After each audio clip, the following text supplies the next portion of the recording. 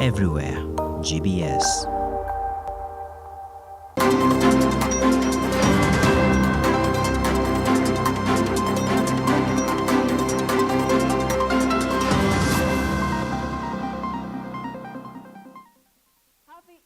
You are just in time for GBS News at 9, today Monday the 10th of April 2023. My name is Beatrice Njeri, our sign language interpreter is Paul Mathenge. Now our topic tonight will be talking about the state of learning institutions and comrades amid political temperatures. And joining me to have this conversation is Daniel K. Wafula, National Chairperson, UDA Party University and College Students Caucus. The SMS line is 21144, GBS TV Africa in all our social media handles. Keep the comments coming in and, of course, keep your conversation going. But first, let us take a look at stories making headlines. The Deputy President Rigathi Gachagua on Sunday admitted that senior civil servants were yet to receive their March salaries amid reports of a cash crunch at the National Treasury. Speaking during a church service in Mathira, Nyeri County, the country's second-in-command attributed the salary delays to the maturity of debts whose repayment the government had prioritized. He further blamed the previous administration of Uhuru Kenyatta and his handshake brother Raila Odinga for ruining the country's economy with a big appetite for loans. Hilali Kabila with that report. Deputy President Rigathi Gachagua on Sunday admitted that the senior civil servants were yet to receive their March salaries amid reports of a cash crunch in the National Treasury. Speaking during a church service in Mathira, Nyeri County, the country's second-in-command attributed the salary delays to the maturity of debts, whose repayment the government had prioritized. William Ruto has started rebuilding this country from scratch. He found an empty country with nothing. Everything had been spent and stolen. And I want you to pray for President William Ruto for God to give him wisdom as he rebuilds this country. And I say on that day of inauguration that we pray for William Ruto to return this country where white tobacco left us. So we are in a difficult situation.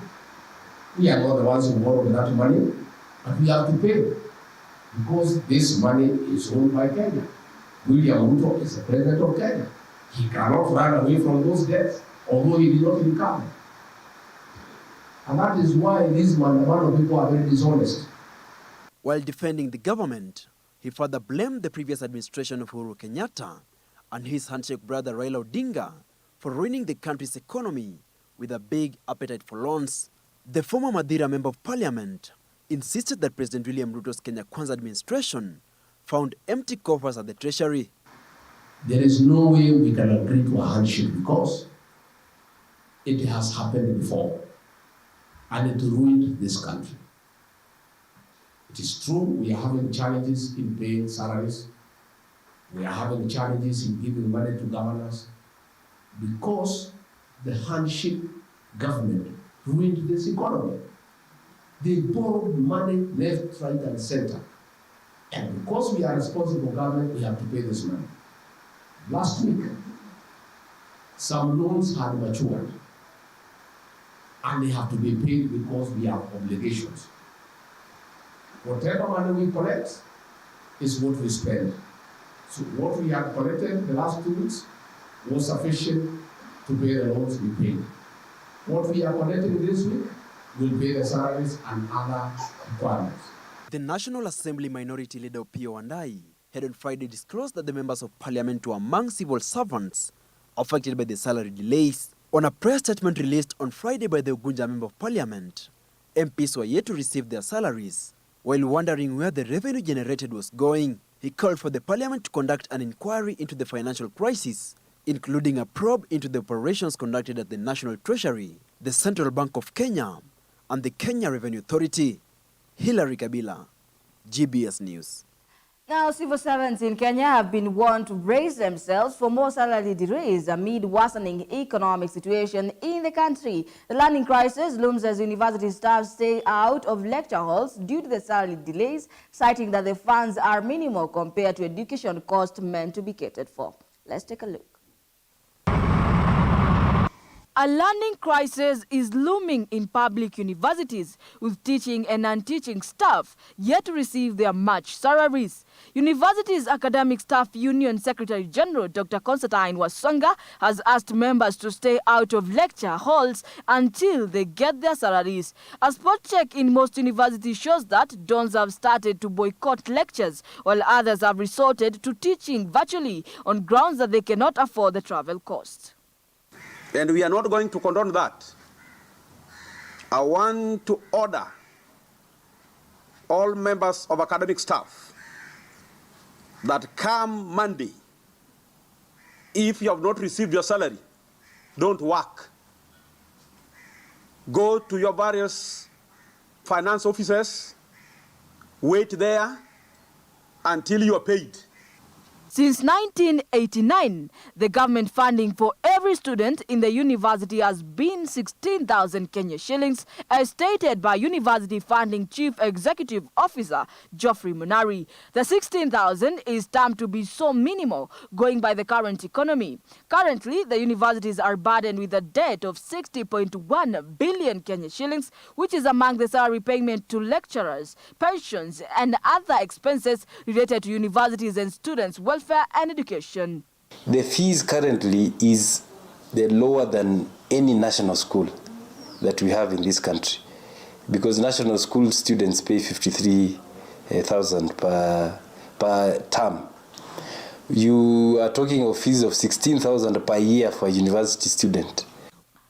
On paper, the government is required to finance the students' university fees at 80%, but currently they are financing 48%, which is little as declared by the Higher Education Loans Board CEO Dr. Ringera and University Fund CEO Geoffrey Munari. Among the proposals from the government, the universities are asked to be innovative, to tap in money from resource mobilization. Other proposals that will initiate funding include the 4-year graduation rate, graduate employability rate, research output from individual universities. Bitis Njeri, GBS News.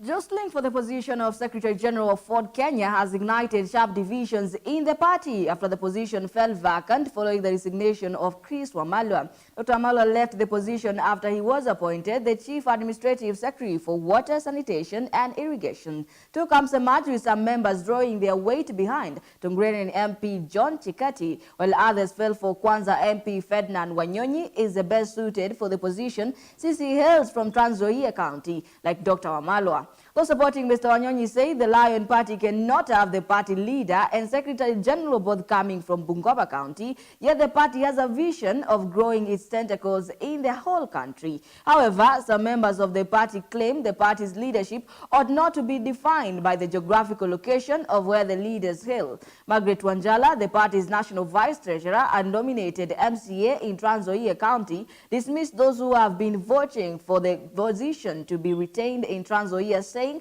leadership is not defined by geographical location. Secretary General should be a person who can be trusted, be honest, someone who has never been in any party other than Fort Kenya. 5. We present to you Honorable Ferdinand Wanyonyi, MP Kwanza constituency, as our next Secretary General, that is Ferdinand Kevin Wanyonyi, has been a loyal general of the party since 1992 to date. We therefore empower upon the Fort Kenya Management Committee to put into consideration that Trans Nzoia and Bungoma counties remain the bedrock of Fort Kenya party and therefore must enjoy the rightful share of leadership if we want to grow the party. Ferdinand Wanyonyi awe secretary wa Fort Kenya. Kwa nini tutoe Trans Nzoia? Kwa sababu Trans Nzoia ndio mama ya Fort Kenya. Fort Kenya ilisaliwa hapa Trans Nzoia. Tunaomba wenzetu wa Bungoma tusinganganie kwa hii kiketi. Hii kiketi ni yetu ya Trans Nzoia, watu waje hii kiketi kwa roho safi. Management Committee tunawaomba Chikati asikasirike because yeye ni mgeni, tunapanga siku ya kumkaribisha. Two, that management committee should know that we have 2 seats remaining. Chairman wa county na vice chairman wa national. A section of Kenya Kwanza members of parliament have today accused the opposition leader Raila Odinga of causing hurdles ahead of bipartisan talks. Speaking while in Elgeyo Marakwet County, the MP said the talks must be held within the principles of parliament for legislative intervention and there will be no handshake. Here are the details. Mimi nikiwa na issue yenye nataka kuongeza kwa hiyo kitu, mimi natafuta Kagogo ama nitafuta Adams ama nikutafute team ama Caroline. Nyinyi ndio mko ndani sasa mnafanya ceremony huko. Maana sana. Mtufanye hiyo kama na sisi na wengine tufanye maendeleo. Mambo ya maandamano tuachane nayo. Ama namna gani? Tufanye na heshima, maandamano haiwezi suluhisha kitu, kuongea na kufanya hiyo sheria ndio. Ongelee boardrooms ama wasiongelee mahali fiche, ikuje bunge, sisi wote pia tu contribute kwa sababu Kenya ni yetu wote. Magomete ngalale sangoli, hiyo maneno iletwe katika bunge, sisi tukanyagane katika bunge, ni nyumba ya wazi na iletwe sheria. Hatutaki vitu yenye inaongelewa siku mbili tena watu wanarudi barabara wanasema tulirukwa. Wacha ifanywe peupe. But I want to urge our brothers that in as much as His Excellency the President has humbled himself to have a negotiation as a nation, please, going forward, let us not erect unnecessary obstacles. We don't want a scenario where when we reach parliament, you start giving conditions and conditions that can prevail our country not going forward.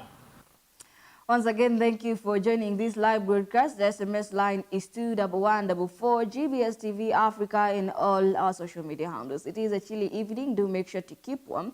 And do remember today we are having Talks Matters Education. And the topic is the state of learning institution, comrades, amid the political temperatures. Tell us what are your thoughts on the same. What is the state of learning institutions and comrades amid these political temperatures? And of course, we have a lot more lined up for you. But first, let's take a quick commercial break.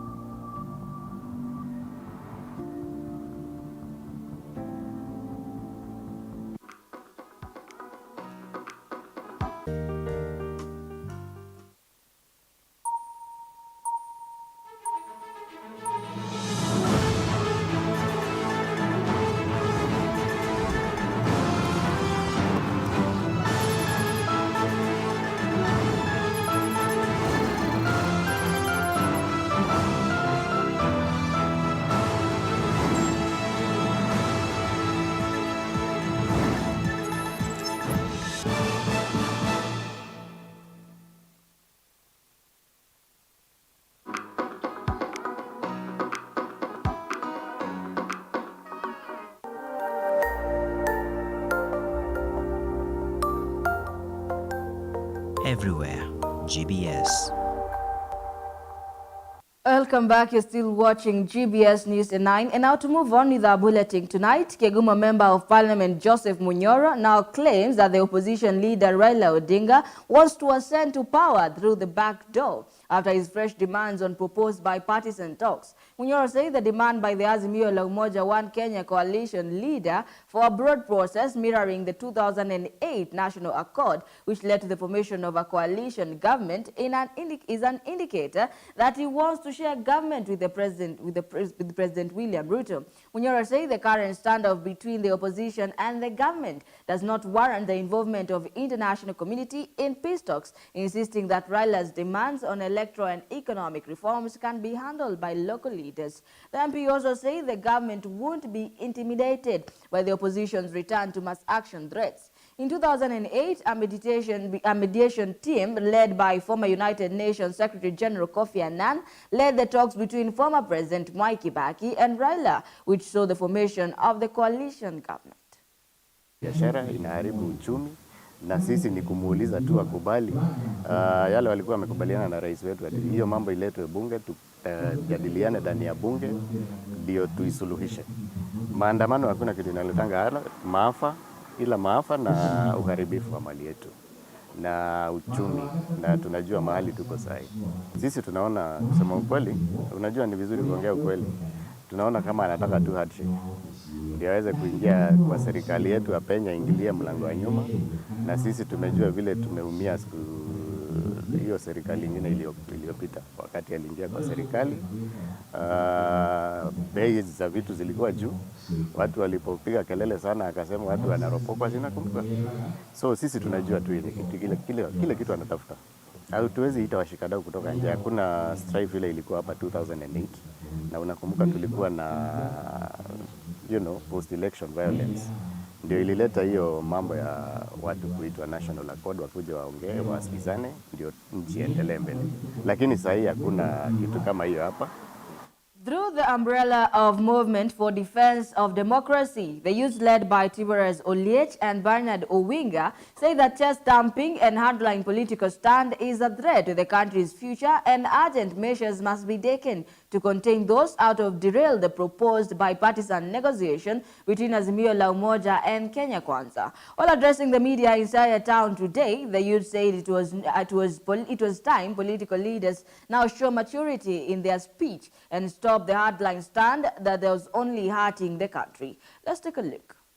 Umbrella of the Movement for Defense of Democracy, the youths led by Tiberius Oliech and Bernard Owinga said that chest thumping and hardline political stand is a threat to the country's future, and urgent measures must be taken to contain those out to derail the proposed bipartisan negotiations between Azimio la Umoja Coalition and Kenya Kwanza.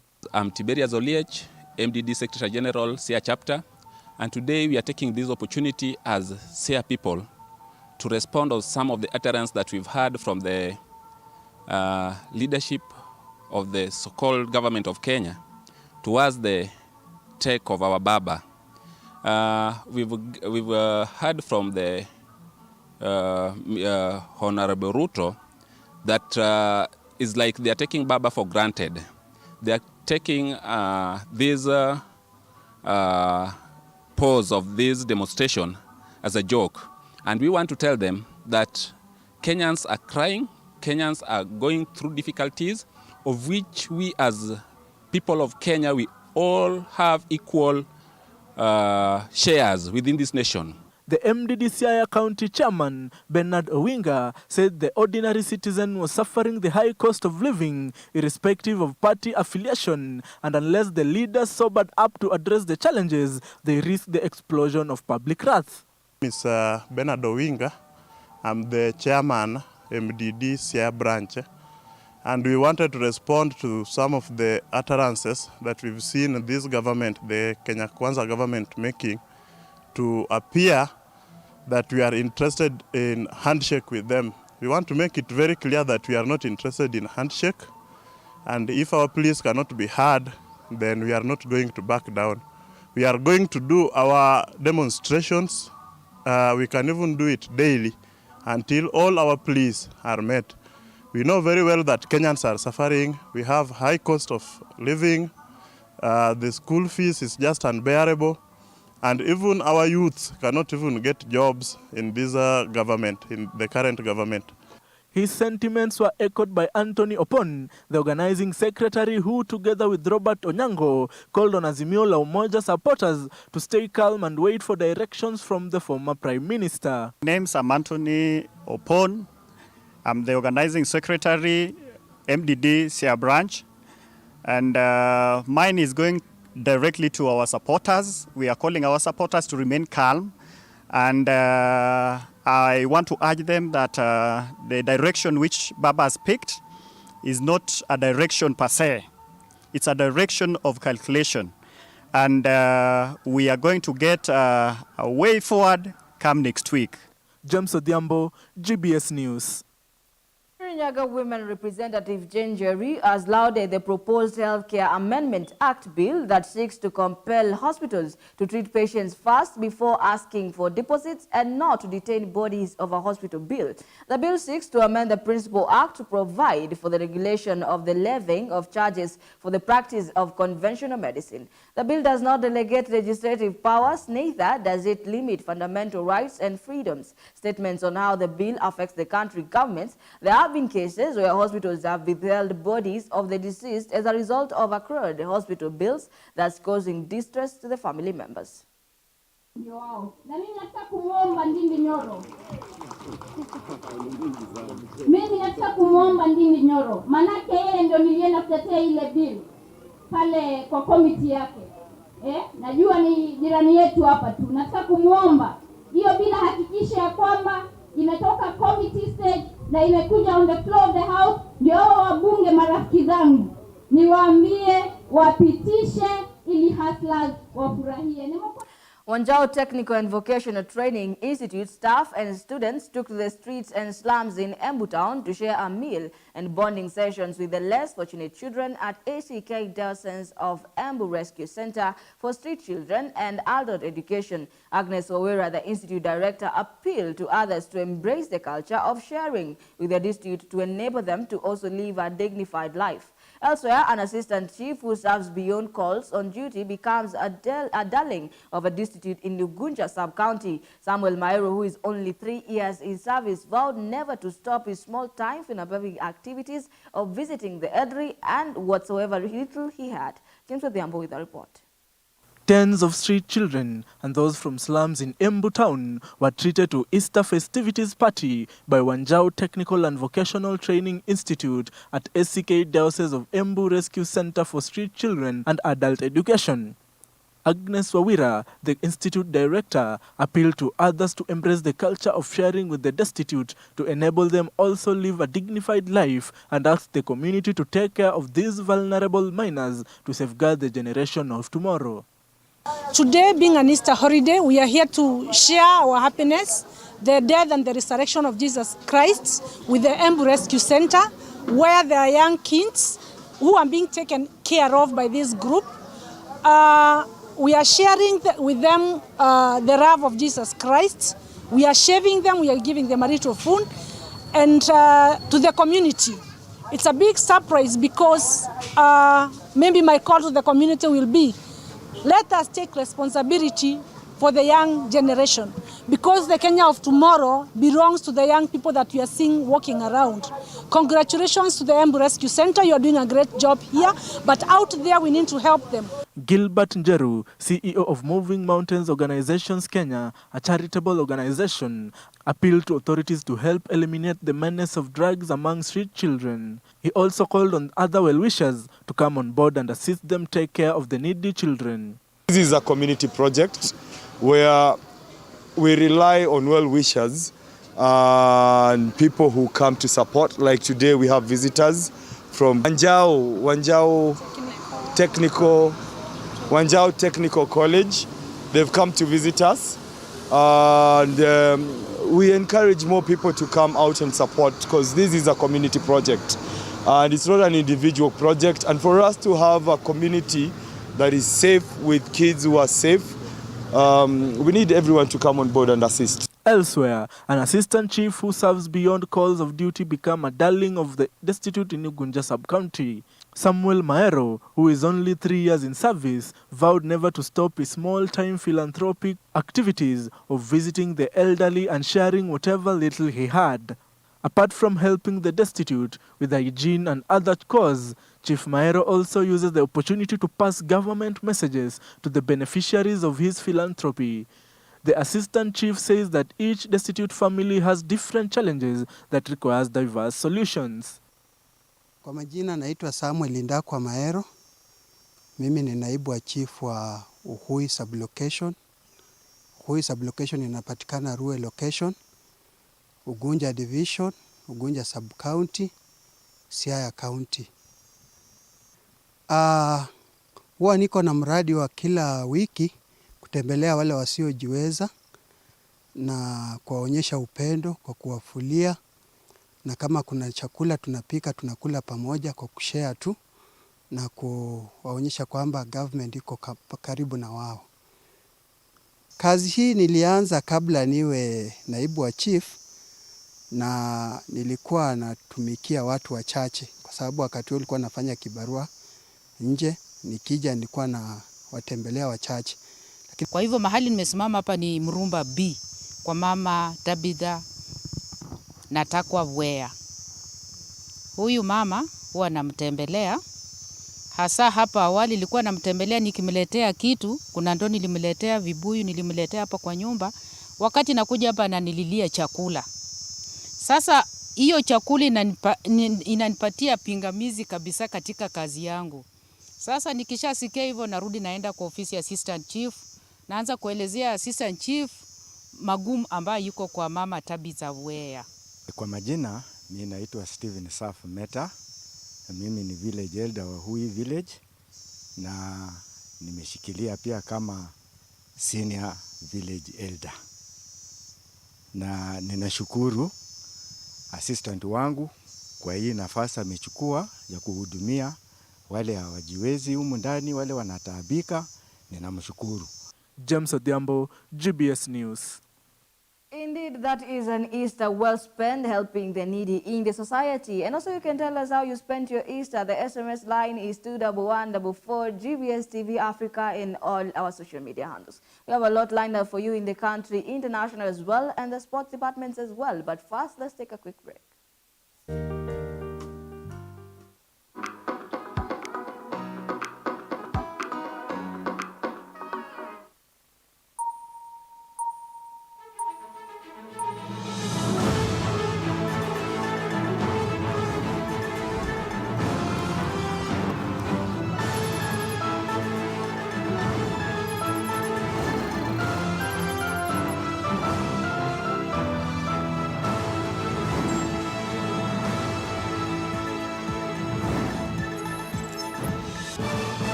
If we want better societies, let us be open and willing to offer solutions. My name is Mary Gaki or Mary Njero. If you've ever met any video that starts with ladies, that is the man over here. My name is Wycliffe Ithali. I am a psychologist and counselor.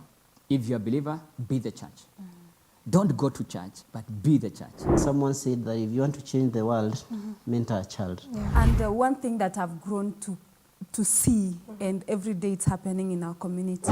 You learn how to communicate because communication is every day. Boys are brought up in a different way, or to believe things are different from their counterparts who are girls.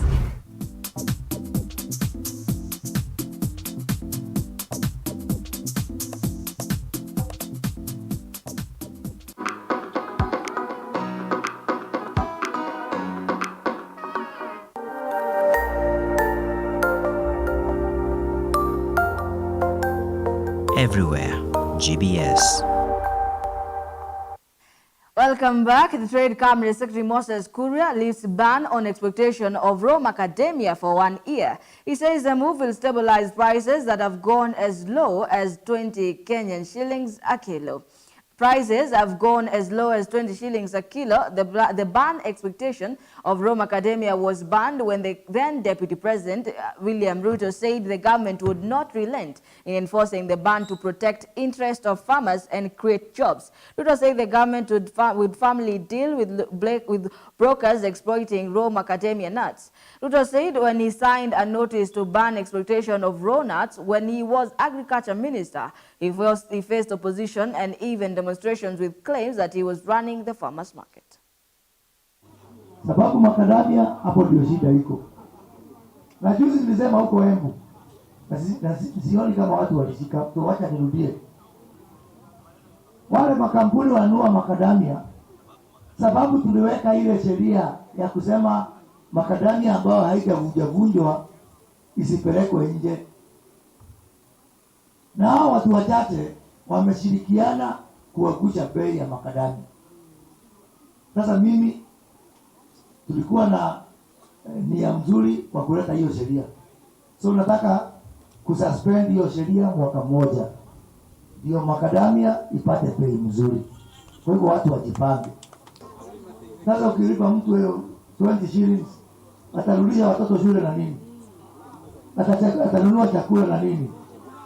Na mimi nimesema, na nimepigia chairman wenu wa mchele hapa Mwea. Katika ministry yangu kuna shirika inaitwa Kenya National Trading Corporation.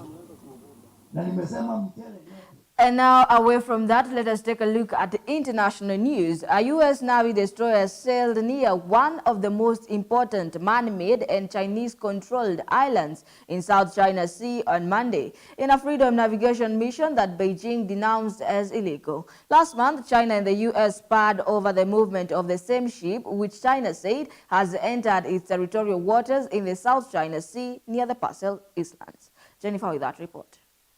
While the United States frequently makes such voyages to challenge China and other states, territorial claims are in the strategic waterway.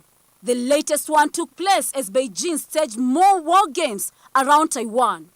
The U.S. Navy's 7th Fleet said the USS Milius engaged in normal operations within 12 nautical miles of Mischief Reef in the Spratly Islands, once a reef submerged at high tide and where China has built an airport and other facilities.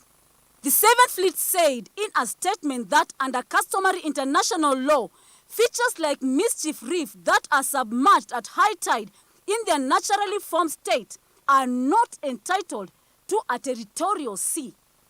The land reclamation efforts, installations and structures built on Mischief Reef do not change this characterization under international law. China's People Liberation Army said the U.S. ship had illegally entered waters near the reef without Chinese approval, and its forces had monitored the vessel and warned it.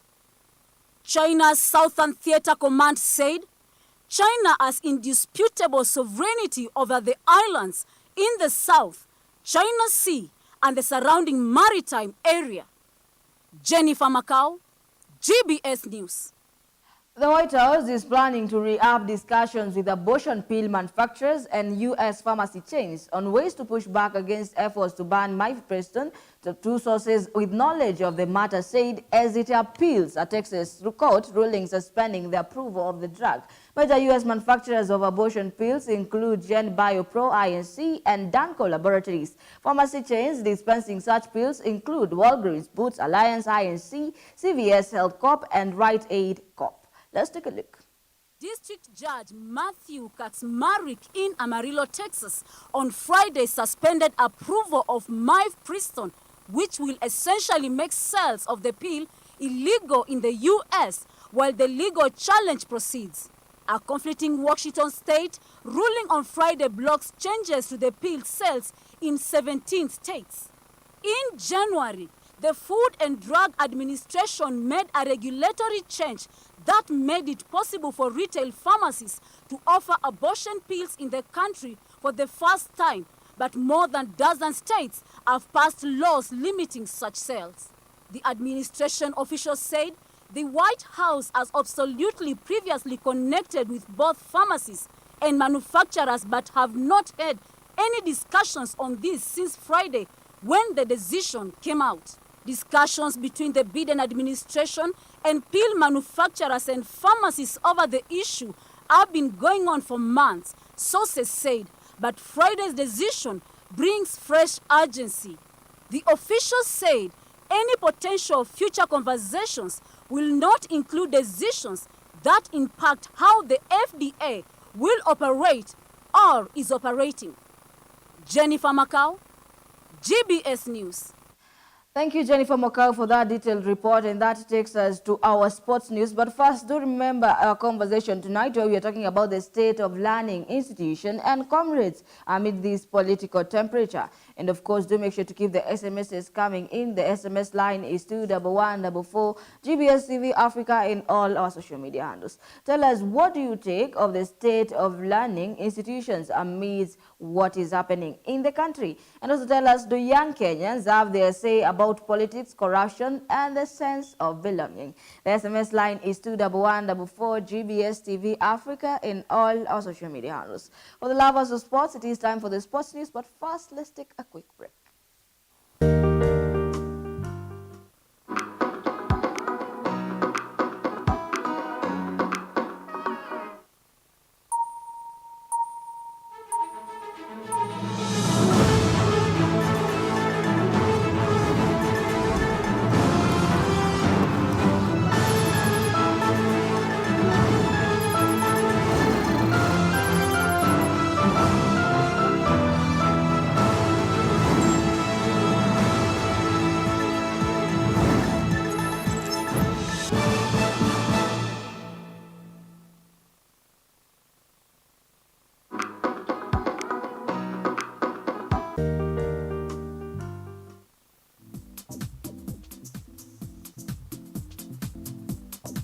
If we want better societies, let us be open and willing to offer solutions. My name is Mary Gaki or Mary Njero. If you've ever met any video that starts with ladies, that is the man over here. My name is Wycliffe Ithali. I am a psychologist and counselor. If you're a believer, be the church. Don't go to church, but be the church. Someone said that if you want to change the world, mentor a child. And one thing that I've grown to see, and every day it's happening in our community.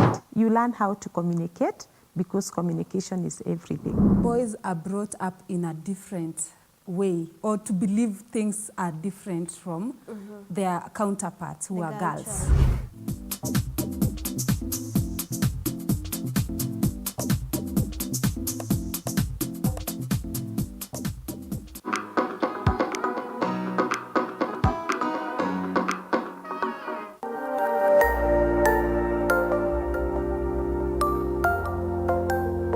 Everywhere, GBS.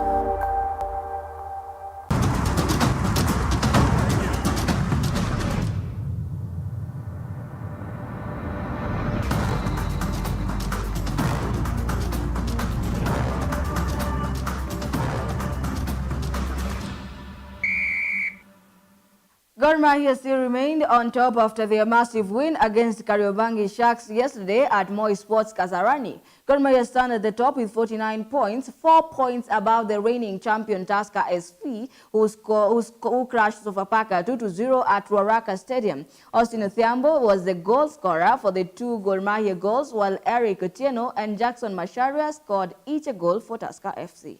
Here are the details. The FKF Premier League continued yesterday, with league leaders Gor Mahia still on top of the league table. Gor Mahia earned some sort of an easy evening as they crashed Kariobangi Sharks 2-0 at Moi Sport Kasarani. Gor Mahia looked very composed on both the first and the second half. Austin Odhiambo, Gor Mahia's captain, scored twice on what seemed to be an easy encounter for them.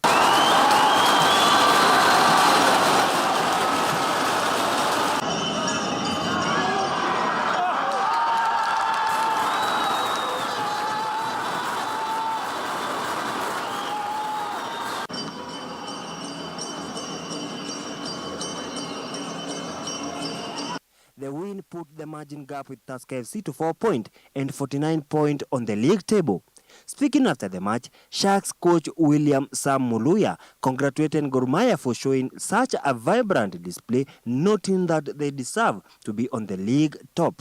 It could be, and again it says why they have conceded less goals. It also talks about why they are the league leaders currently. I think tactically they got it right, because any mistake we made, I think we were punished. A goal in the first half, a goal in the second half. Defensively, it was very hard to break the wall for Gor Mahia, and they really deserve to win the game today. On the other hand, Jonathan McKinstry congratulated his boys for a win against a good side, noting that Sharks are among the best teams in the league. It was an extremely difficult game. You know, I think what they're doing over at Sharks is really impressive. You know, their pass and move football, you know, it's really good. Like, they cause you tactical problems that a lot of other teams in the league don't cause you. I think Sharks probably play the most short passing football of any team in the league, and that causes you some tactical problems that we have to deal with, but I thought we dealt with it reasonably well. They maybe only had one and a half good chances in the game, and at the same time, we were probably a little bit wasteful in the first half. We could have been 2 or maybe 3 goals ahead. We hit the post. You know, obviously Benson's a little bit offside, but their goalkeeper makes a wonderful save in the first half anyway. But I thought our levels were a little bit below where they needed to be in the first half. And, you know, the dressing room was quite loud at half-time. It didn't really... I obviously had a few things to say, but I sort of let the players have their say, first of all, because I don't think anyone was really happy with our performance in the first half. We felt after 20 minutes, we probably let Sharks come into the game more, and we were doing a lot of defending. Defending well, but with the quality we have, we needed to be on the ball more. Into the second half, thought we were much improved. We looked for the spaces in behind Sharks as they pushed for the goal. And yeah, we get another goal. And again, could have had 2 or 3. So I thought overall we're pleased with the performance. It was a difficult game, I say that again. But again, even when you're not at 100% yourselves, if you're able to, you know, work together as a team and put in a performance that gets the result, it just keeps you moving forward. On the other hand, Tusker FC crushed Sofapaka 2-0 at Ruaraka Stadium. It was a hard encounter for the reigning champions, though they managed to win their 3rd game on a row. Eric Otieno scored the first goal on the 9th minute as Jackson Macharia doubled the scores on the 82nd minute, sealing the win for Matano's side.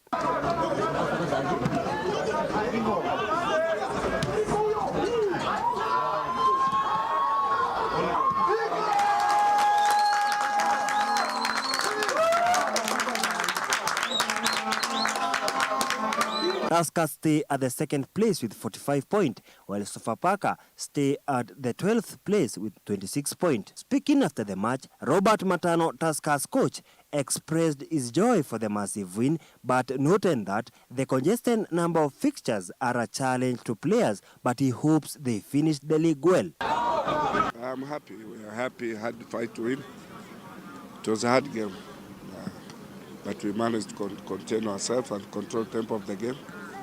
So 2-0, clean sheet is good for us for 2 matches. We are happy about it. Because although the matches are congested fixture, but we have to cope with it because there's no other ways. We have to continue working hard until we finish the league. But I'm happy with my boys. I want them to concentrate, continue working hard, but we need that consistency.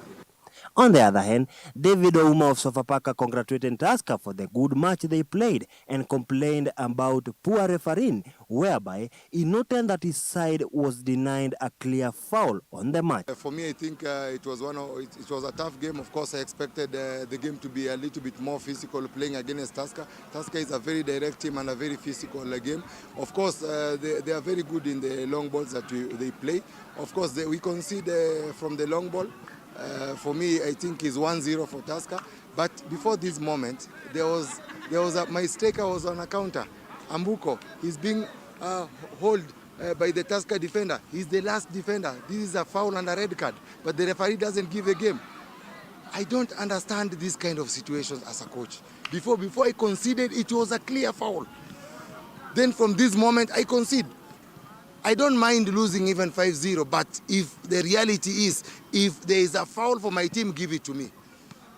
I congratulate Tusker to have, of course, to win this match today, but for me, the referees have to up their game. This is the reality that we're trying to say. Other matches played include a barren draw, Nzoia versus Bidco, EFC Leopard vs Police FC, Kakamega Homeboys lost 1-0 over Bandari, Mathare lost 1-0 to Vihiga, Talanta won 2-0 over Wazito, Ulinzi went on a barren draw with the Bankers KCB, and finally Posta Rangers crushed City Stars 3-2. Reporting for GBS TV, I'm McDonald.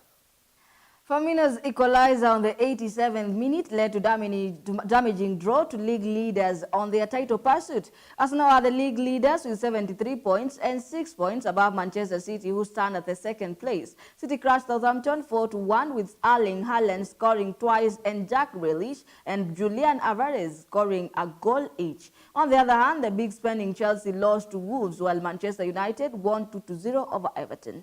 Let's take a look. Roberto Firmino came from the bench to equalize against Arsenal yesterday, denying Arsenal 3 points to their title pursuit. Arsenal had not won any match at Anfield since 2012. They began well with Martinelli opening the scores on the 8th minute after Virgil van Dijk mistake. Gabriel Jesus scored the second goal on the 28th minute after Robertson smashed another chance wide, leaving a space for Jesus to double the scores. Salah pulled one back late in the first half, ending the first half on a 2-1. Firmino equalized on the 87th minute, and both teams could have won it on the stopping time, where Aaron Ramsdale made 2 crucial saves for Arsenal. Manchester City crushed Southampton 4-1, putting a lot of pressure to league leaders Arsenal, who went a hard evening with Liverpool. Erling Haaland scored twice as Jack Grealish and Julian Alvarez scored a goal each. City stand at the second place, 6 points below Arsenal. Other matches played include Manchester United 2-0 win over Everton at Goodison Park, Newcastle 2-1 win over Brentford, Aston Villa 2-0 win over Forest, West Ham 1-0 win over Fulham, Spurs 2-1 win over Brighton, Wolves 1-0 win over Chelsea, Bournemouth 1-0 win over Leicester, and finally Leeds 1-5 loss to Crystal Palace. Reporting for GBS TV, I'm MacDonald. Thank you, MacDonald, for that detailed report. And that brings us to the end of GBS News at 9 today. And even as we conclude these Easter festivities, do remember to drive safe and eat safe. Here at GBS News at 9, we make your news our business. My name is Beatrice Njeri. Our sign language interpreter is Paul Mathange. Good night.